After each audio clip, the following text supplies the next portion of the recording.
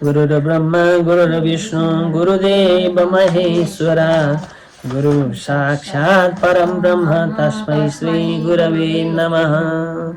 सदहन चिदहन आनन्दहन श्री हरिनारायणलाई ध्यान गर्दै नैमिषारण्य क्षेत्रमा सोनकादी 88,000 ऋषिहरू कथा सुन्दै हुनुहुन्छ। हजुरहरूलाई पनि यहाँ स्वागत गर्छु।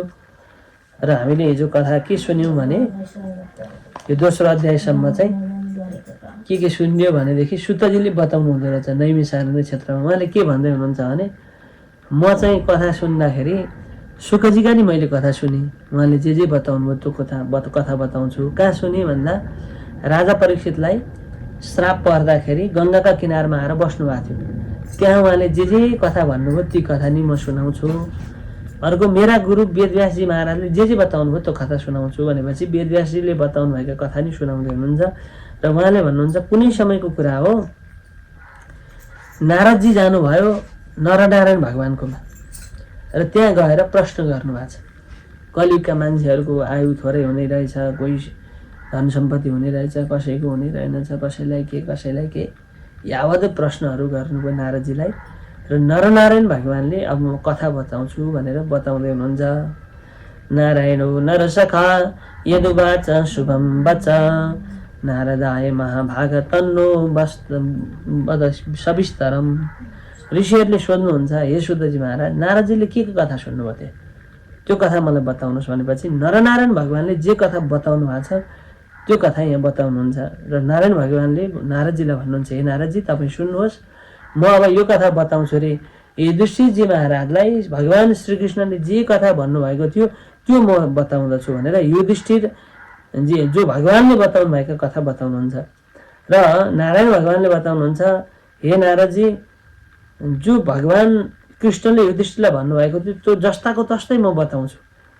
अब युधिष्ठिरले त दुःख पाउनु भयो, युधिष्ठिरले दुःख पाएको हो नि त, भगवान्का पालामा नि युधिष्ठिरले दुःखै पाउनु हो। अर्जुनले पनि दुःख नपाएको होइन, वनवास जानु पर्यो अनि कस्ता कस्ता छल भयो, त्यहाँ दुःखै पाउनु पर्यो। सबभन्दा पहिला त थोरै बताउनुहुन्छ। अब सबभन्दा पहिला यतापट्टि के अरे गान्धारीका 100 भाइ सन्तान जन्मे। गान्धारीका क्या एक भाइका छोरा चाहिँ 100 भाइ अनि एक भाइका छोरा चाहिँ 5 भाइ।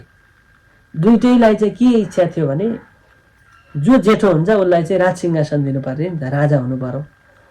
अनि त्यसपछि उतापट्टि त युधिष्ठिर पहिल्यै जन्मिनु भयो। अनि के गरे भनेदेखि 5 पाण्डवहरूलाई चाहिँ मार्न उद्यत गरे क्या। कहिले के गर्ने, कहिले विष खुवाएर मार्ने बच्चा कालदेखि नै, कहिले चाहिँ अब दुईजनाको लडाइँ गरिदिने। त्यति मात्र भएन, एक दिन एउटा समयमा त उनीहरूको जो जहाँ शिविरमा बस्थे त्यहाँ आगो लगाइदिएछन्। 5 पाण्डवलाई मारियो भनेदेखि गान्धारीका छोरा दुर्योधन आदि राजा हुन पाउने क्या। अनि त्यस्तो बखतमा नारदजीले जो विदुरजीले गएर ए भाइ हो जङ्गलमा आगो लाग्यो भने मुसा कहाँ भाग्छन् भनेपछि यसरी भनिदिनु भएको थियो।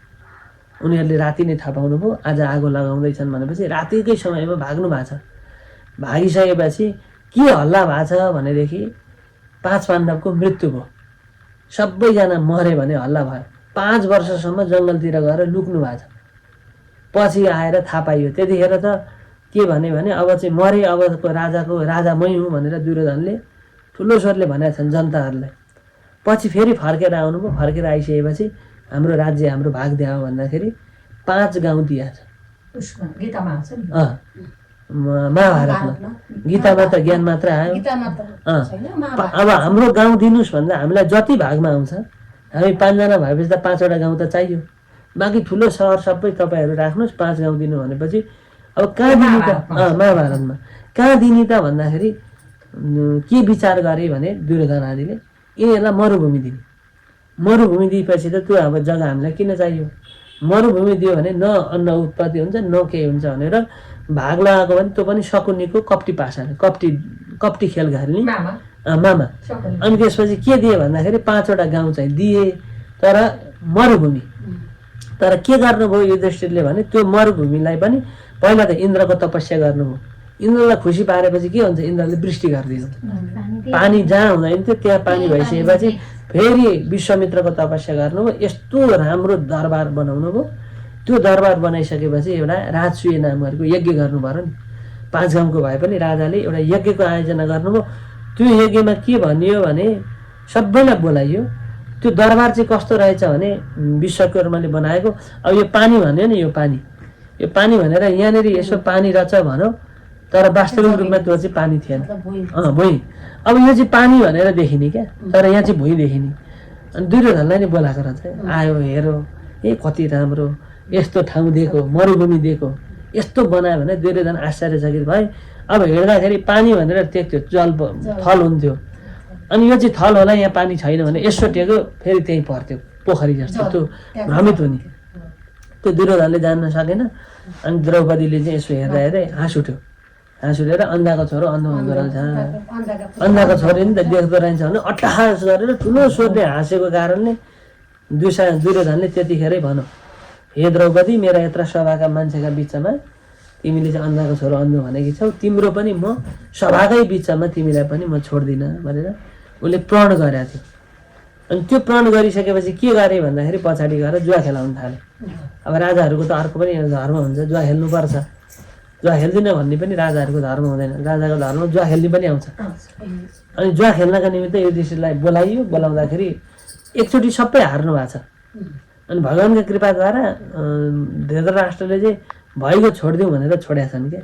किनभने शकुनीको कपटी पासा हो, उनले कपटी गर्थे। एउटा पढ्यो भन्दाखेरि सबैजना हुने। अब यो चाहिँ यो हो भनेपछि सबैजना हो भनेपछि सक्यो। त्यो कपटी पासा नि गरे, अनेक गरे, त्यहाँ द्रुतक्रिया गरे। अर्कोचोटि आएर सबै कुरा हारे। फेरि हारिसकेपछि त अब द्रौपदीले पनि सबै राख्दै गए, द्रौपदी पनि राखेछन्। सबै हारिसकेपछि त्यो सभाका बिचमा द्रौपदीका सारी तानेका छन्। त्यो सारी तान्दाखेरि द्रौपदी को भन्दाखेरि अग्निकुण्डबाट उत्पत्ति हुनुभएको। समक्षम अग्नि सम्भूता कृष्ण धर्मपरायण हुनुहुन्थ्यो। अनि अग्निबाट उत्पत्ति हुनुभएको द्रुपद नरेशकी छोरी। द्रौपदीलाई विवाह कहिले गरे भन्दा, द्रौपदीलाई विवाह चाहिँ अघि मैले सुनाएँ नि, त्यो आगो लगाइदिएको थियो नि। अनि भागेर 5 वर्ष जङ्गलतिर जाँदाखेरि त्यतिखेर चाहिँ द्रुपद नरेशले के भन्नुभएको रहेछ भने, मेरो छोरीलाई चाहिँ जसले जलमा हेरेर माथिको मत्स्य भेदन गर्छ, त्यो माछा पनि एक ठाउँ बस्ने होइन, घुमिरहने माछा।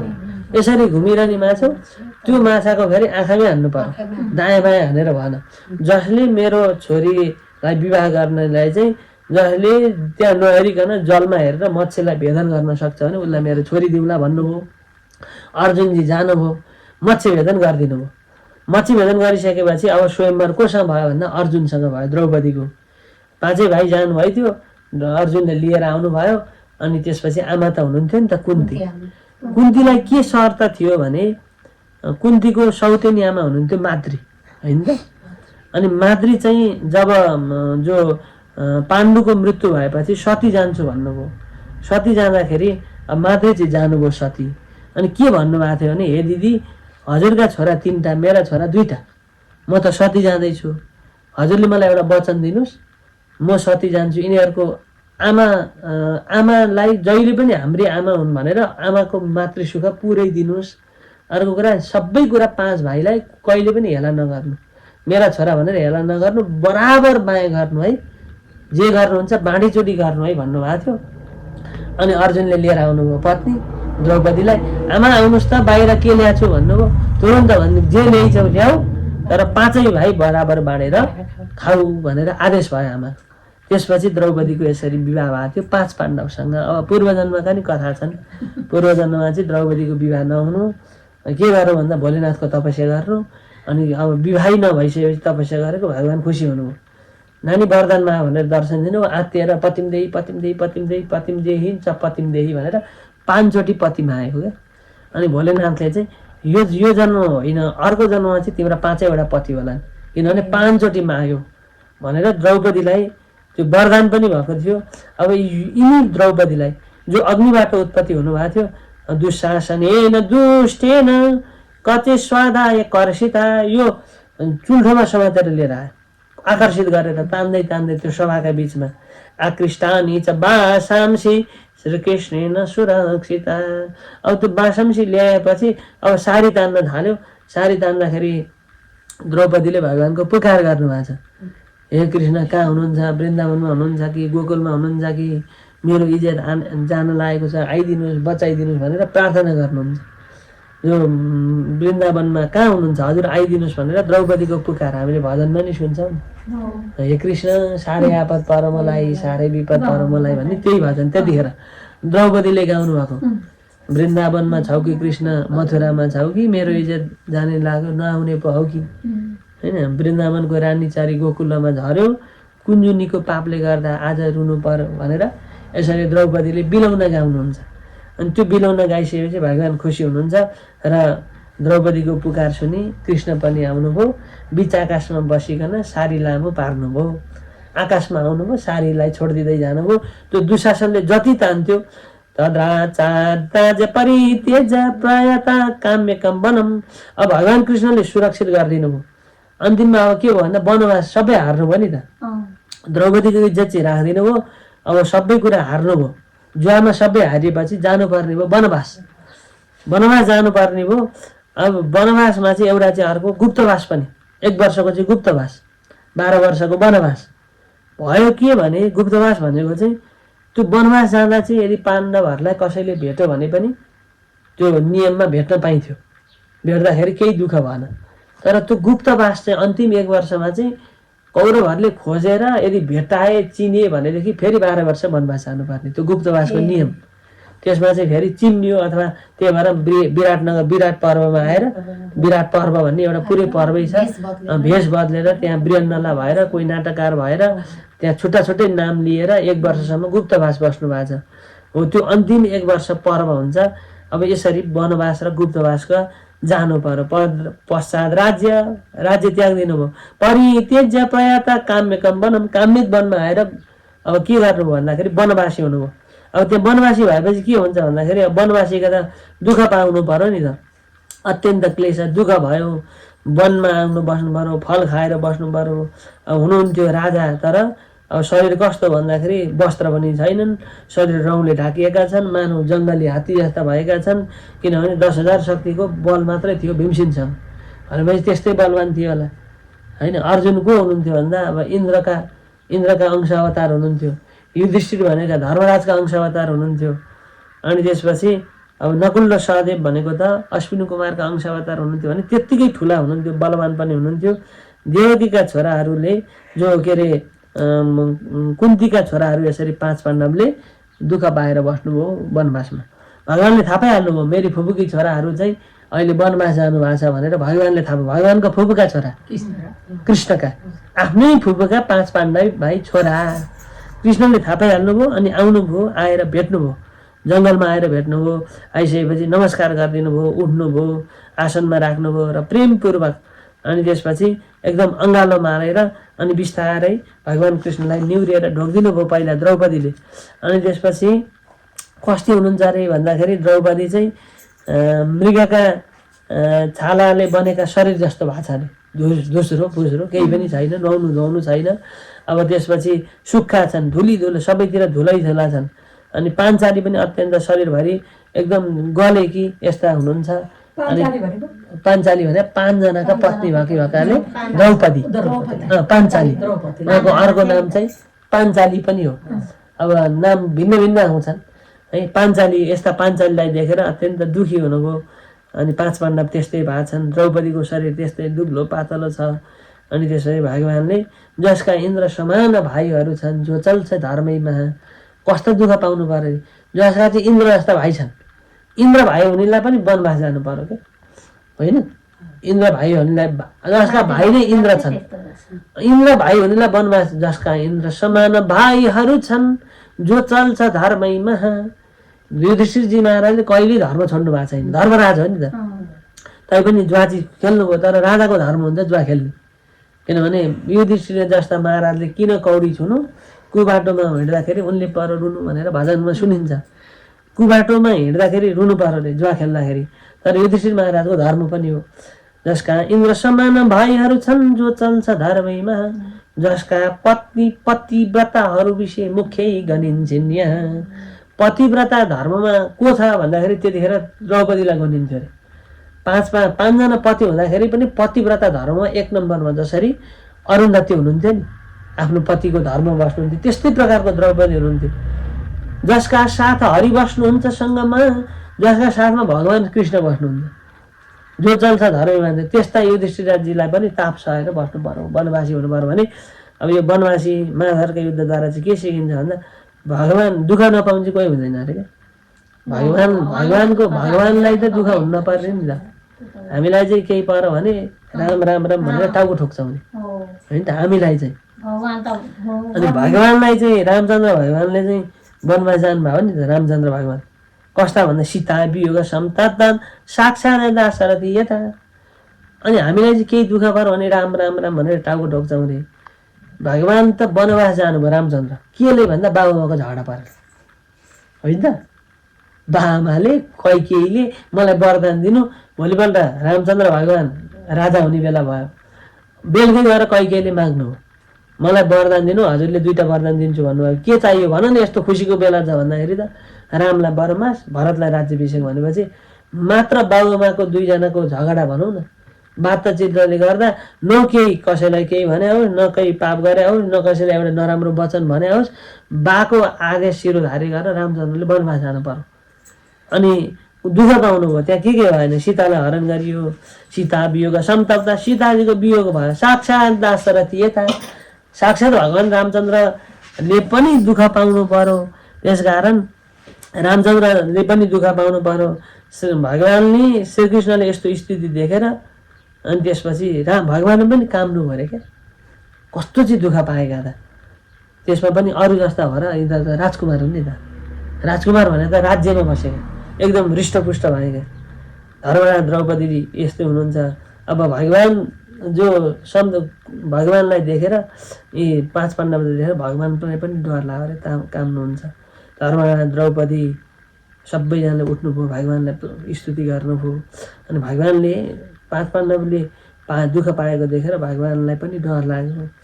अनि त्यसपछि अर्जुनले स्तुति गर्नुहुन्छ, कृष्ण कृष्ण जगन्नाथ नाथ नाहम जगतबाही, हजुरभन्दा बाहिर केही पनि छैन, हजुरभित्रै छ सबै, चराचर जगत भन्नुकै हजुर, हजुर एक हुनुहुन्छ, दोस्रो कोही छैन अरे कि।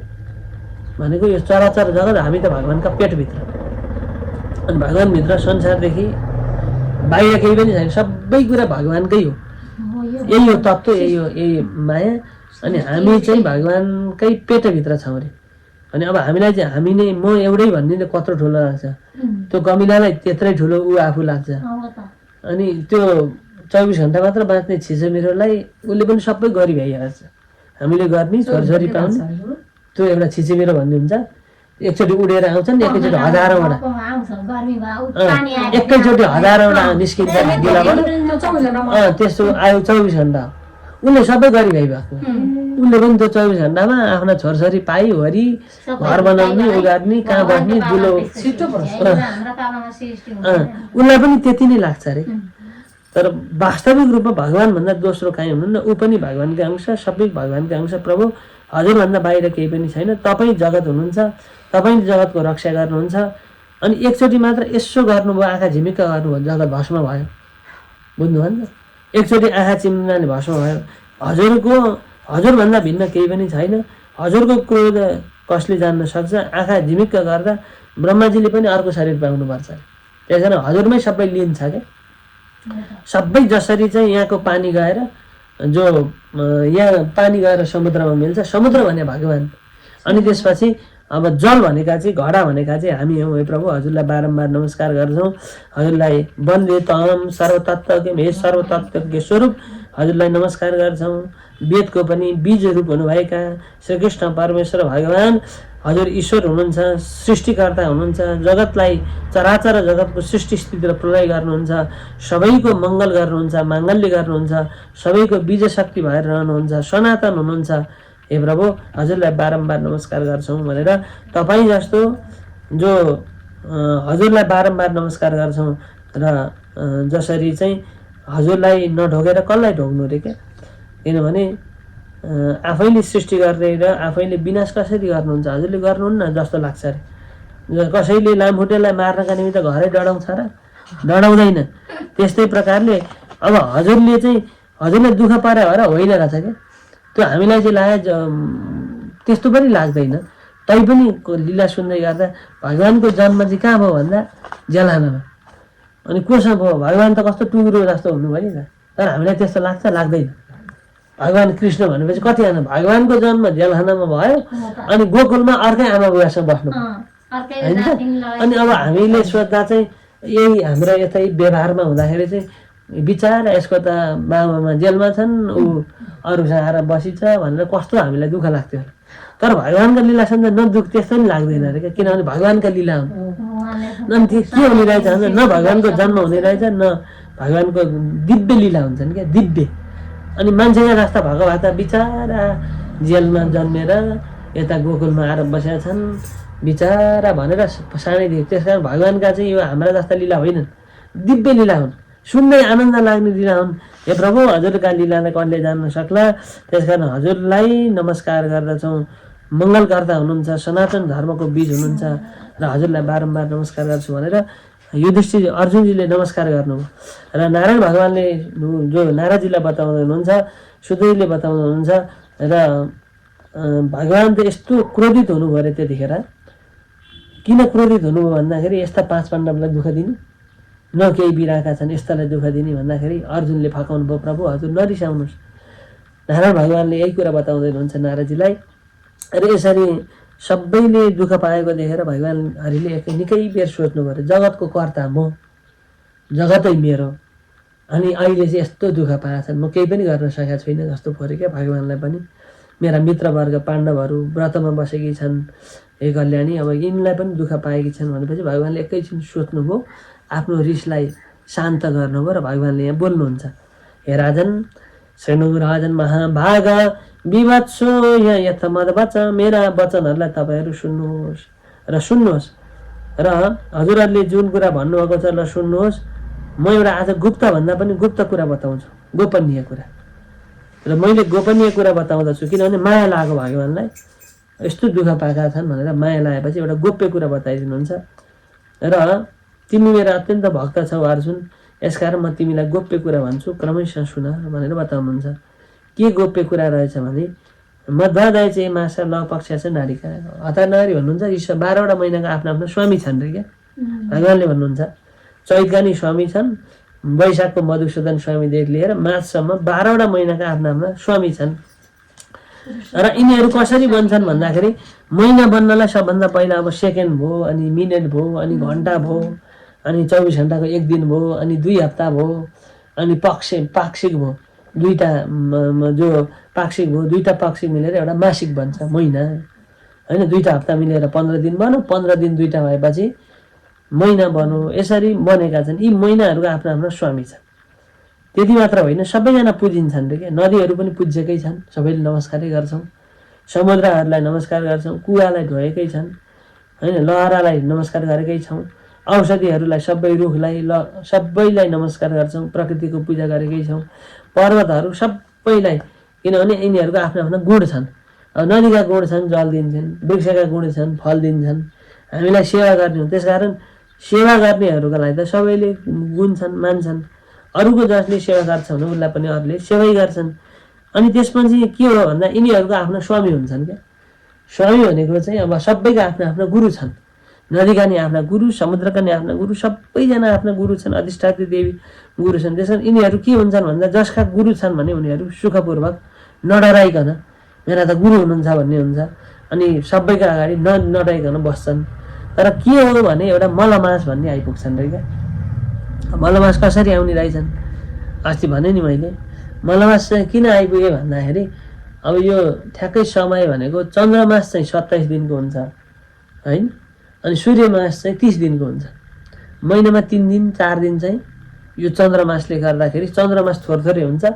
अनि यो हुँदै गयो भने चन्द्रमास अनुसारले हाम्रा पर्वहरू पनि छन्, अनि सूर्यमास अनुसार सबै पर्व हुँदैनन्। त्यसकारण यिनीहरूलाई मिलाउन पनि मलमास आउँछ।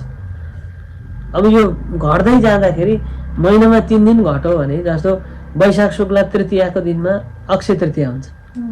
अब महिनै पछि 3 दिन घट्दै गयो, घट्दै गयो भने त अनि अर्को महिना अर्को वर्ष पुग्दा 10 दिन घटिसक्छ, अनि अर्को वर्ष पुग्दा अर्को 10 दिन, अर्को वर्ष पुग्दा अर्को 10 दिन घट्दाखेरि त अक्षय तृतीया नै कहिले हुने भने चैतमा हुने भयो, अनि अर्को वर्ष पुग्दा फागुनमा हुने भयो, अनि दसैँ पनि उता घटिरहन्छ। यो वर्ष असोजमा, अर्को वर्ष भदौमा, अर्को वर्ष यसरी भन्दाखेरि यो मिलाउन पनि अब यही मिलाउन त यस्तो भएको होइन, तर यो हाम्रा पर्वहरू पनि मिलाउन यसरी भएका छन्। यो मलमास भएका छन्, अरू महिनाहरू चाहिँ राम्रा, यो मलमासलाई चाहिँ कसैले पनि राम्रो छैन भनेर, किनभने यो छुट्टै महिना हो, यसमा चाहिँ दुईवटा औँसी पर्छन्, पहिलो सुरु हुँदा नि औँसी सकिँदा नि औँसी, त्यसैले यसलाई नराम्रो निन्दित गरेर त्यतिखेर हो। त्यही भएर मलमास जुन महिनामा चाहिँ एउटा औँसीमै सुरु भएर औँसी फेरि त्यही महिनाभित्र पर्यो, औँसी सुरु भएर औँसी त्यही महिनाको बिचमा एउटै महिनामा दुईवटा औँसी पाऱ्यो भने त्यो मलमास भइहाल्यो। अस्ति 3 गते 2 गते औँसी भयो, अब यो 30-31 गते फेरि औँसी नै छ, 1 गते पनि छ। अब सुरु चाहिँ अघिल्लो दिनै हुने हुनाले त्यो औँसीकै बिचमा 1 महिना पर्यो, यसरी यो मलमास भएको छ। अब यसलाई होइन चतुर्दशी अथवा मलमास यही भित्रै हुन्छ, उता अर्को महिना हुँदैन, अन्तिम दिन अथवा अन्तिम अघिल्लो दिन होइन। यसरी चतुर्दशीतिर हुन्छ होला, यहाँ लेखेकै हुन्छ चतुर्दशी गर्नु भनेर है। अनि यस्ता प्रकारले सबैले निन्दा गरे रे, अनि यो निन्दा सुनेर यो अत्यन्त उदास भएर बसे, साह्रै पिर माने, दुःख भएर बसे, अन्यलमा परे। किन कर्तव्य, के गरौँ, उपाय केही छैन, कसैले पनि राम्रो भन्दैनन्। अनि त्यसपछि यो परम पुरुष भगवानको शरणमा आए भनेको अन्यलमा परेर भगवानको शरणमा आइपुगे। भगवानको शरणमा आएपछि पुरुषोत्तम भगवानलाई भेटे यिनले। सुन्नुहोस् है, यी मलमासले पुरुषोत्तम भगवानलाई भेटिसकेपछि बिना रोएर बसेका छन्, अनि त्यसपछि हात जोडेका छन्। अनि पुरुषोत्तम भगवानले नारदजीले यता बताउँदै हुनुहुन्छ, अब के गर्नुभयो, कसो गर्नुभयो, कसरी शरणमा पारे, अनि कसरी भगवान पुरुषोत्तमले यिनलाई चाहिँ आफ्नो चेलो बनाउनु भएको छ। त्यसकारण पुरुषोत्तम भगवानले चेलो बनाएका कारणले म आजदेखि तिम्रो स्वामी भएँ भनेर पुरुषोत्तम होइन, अरूले हेला गरे पनि अब आजदेखि हेला हुँदैनौ, म तिमीलाई शरण लिन्छु भनेर पुरुषोत्तम महिना भएको छ। अब यी कथा चाहिँ फेरि भोलि आज फुत्तै भनेर भन, अहिलेसम्म चाहिँ आएर यसरी हात जोडेका छन् बैकुण्ठमा आएर, मलाई कसैले शरणमा लिएनौ भनेर दिनै पछि आउँछ। अब हुन त कथा एक दिनभरि बिहानदेखि बेलुका सुन्नु भने पनि सकिन्छ है। त्यसकारण यहाँ चाहिँ आजसम्म के हो भने अहिले आजको कथामा चाहिँ पुरुषोत्तम आएर भगवानलाई हात जोडेका छन्, प्रभु मलाई शरणमा लिनुहोस् भनेर हात जोडेसम्मका कथाहरू यहाँ पनि हजुरहरूका सम्पूर्ण पितृको मुख चाहिँ हजुरहरूलाई पुरुषोत्तम भगवानले सदा सर्वदा कल्याण गर्नुहोस् भन्ने यथामथले विस्तार गरियो। पुरुषोत्तम भगवान जय।